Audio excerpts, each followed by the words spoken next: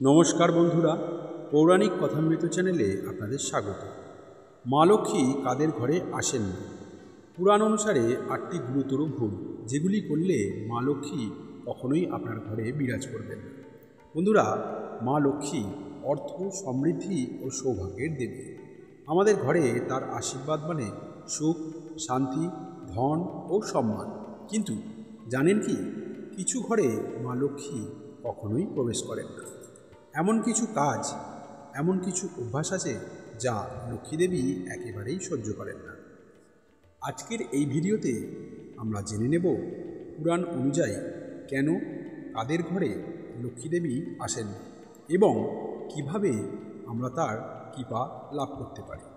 ভিডিওটি শেষ পর্যন্ত মনোযোগ দিয়ে দেখবেন, ভুলেও স্কিপ করবেন না। বন্ধুরা, লক্ষ্মীদেবীকে বলা হয় শুচি শুভ্রা, অর্থাৎ তিনি পবিত্রতা ভালোবাসেন। যে ঘরে নিয়মিত ঝাড়ু দেওয়া হয় না, বাসনপত্র এঁটো অবস্থায় পড়ে থাকে এবং যেখানে দুর্গন্ধ থাকে, সেই ঘরে লক্ষ্মীদেবী কখনোই প্রবেশ করেন না। গরুড় পুরাণে বলা হয়েছে, দূষিত গৃহে দেবতা অধিষ্ঠান করেন না। এর থেকে বাঁচার উপায় হলো প্রতিদিন খুব ভোরে ঘর ঝাঁট দিয়ে দিন, সন্ধ্যার আগেই ঘর গুছিয়ে ফেলুন। যে ঘরে স্বামী স্ত্রীর মধ্যে অশান্তি, কলহ, কথা কাটাকাটি কিংবা পারিবারিক দ্বন্দ্ব থাকে, সেখানে মা লক্ষ্মীর আবাস হয় না। তিনি শান্তিপূর্ণ, সম্মানবোধ সম্পন্ন পরিবারে অধিষ্ঠান করেন।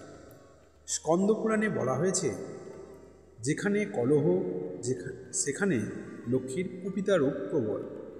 এর থেকে বাঁচার উপায়, শান্তভাবে কথা বলুন, একে অপরকে সম্মান করুন। লক্ষ্মীদেবী পরিশ্রমীদের ভালোবাসেন। অলস, কৃপণ, পরোপকারে কৃপণতা যারা করেন, তাদের ঘর থেকে লক্ষ্মীদেবী চলে যান। পদ্মপুরাণে বলা হয়, যে ব্যক্তি নিজে কষ্ট না করে ভোগে, সে লক্ষ্মীচ্যুত হয়।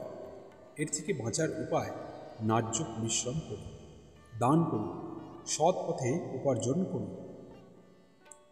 সন্ধ্যার পর ঝাড়ু দেয়া বা আবর্জনা ফেলা মা লক্ষ্মীর অবমাননা বলে ধরা হয়। এতে ঘর থেকে সৌভাগ্য ও সম্পদ সরে যায়। লক্ষ্মীতন্ত্রে বলা হয়েছে, সন্ধ্যাকালে ধূলি বিসর্জন দারিদ্রতা ডাকে।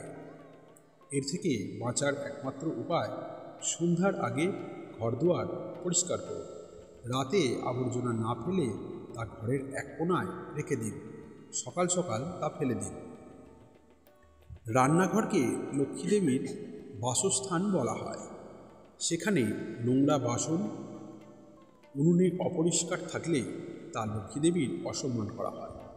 উপায়, প্রতিদিন রাতেই রান্নাঘর পরিষ্কার করুন, গ্যাস ওভেন খালি রাখুন। শুধু লক্ষ্মীর পুজো করলে চলবে না, ভগবান নারায়ণ সহ তার পুজো করতে হবে। এক হাতে চন্দন দেয়া বা অপবিত্রভাবে অর্ঘ্য প্রদান করলে মা লক্ষ্মীকে ক্রুদ্ধ করা হয়। বিষ্ণু পুরাণে বলা হয়েছে, লক্ষ্মীদেবী নারায়ণ সহ পুজো নেন, আলাদা নয়। উপায়, পূজায় শুদ্ধতা ও নিয়মকানুন মেনে চলুন। লক্ষ্মীনারায়ণ একসঙ্গে পুজো করুন। স্ত্রী বা গৃহলক্ষ্মীর প্রতি যেসব ঘরে সম্মান নেই, সেখানে মা লক্ষ্মী টেকেন না। তিনি নারীত্বের মর্যাদার প্রতীক। পুরাণে বলা আছে,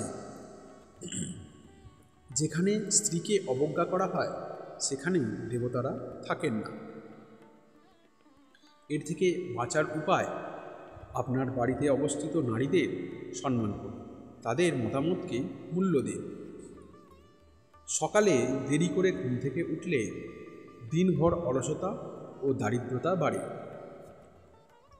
ভোরবেলা ব্রহ্ম মুহূর্তে উঠতে বলা হয়েছে। চরক সংহিতা ও শাস্ত্রে বলা হয়, সূর্যোদয়ের আগে ওঠা সর্বমঙ্গলের উৎস। উপায়, চেষ্টা করুন সকাল সকাল ব্রহ্ম মুহূর্তে 5টার মধ্যে ঘুম থেকে উঠতে। এটি ধ্যান ও প্রার্থনার সেরা সময়। বন্ধুরা, লক্ষ্মী দেবী কেবল সেই ঘরেই অধিষ্ঠান করেন যেখানে পরিচ্ছন্নতা, শান্তি, সততা ও ভক্তি থাকে। যদি আপনি চান যে মা লক্ষ্মী আপনার ঘরে চিরকাল অধিষ্ঠান করবে, তাহলে আজ থেকেই এই ভুলগুলো এড়িয়ে চলুন। আর কমেন্টে লিখুন জয় মা লক্ষ্মী। আর যদি লিখতে পারেন ওম রিং শ্রীং লক্ষ্মী নমঃ, তাহলে মা লক্ষ্মীর আশীর্বাদ সব সময় আপনার উপর থাকবে। ভিডিওটি যদি ভালো লেগে থাকে তাহলে অবশ্যই একটা লাইক দিয়ে আপনার প্রিয়জনদের ভিডিওটি উপহার দেবেন। আর এই ধরনের ভিডিও দেখার জন্য আমাদের চ্যানেলটি সাবস্ক্রাইব করতে ভুলবেন না। পুনরায় আসবো আরও জ্ঞানগর্ভ ধর্মীয় ও শুভ ভিডিও নিয়ে। ততক্ষণ ভালো থাকবেন, সুস্থ থাকবেন। ধন্যবাদ। জয় মা লক্ষ্মী। নমস্কার।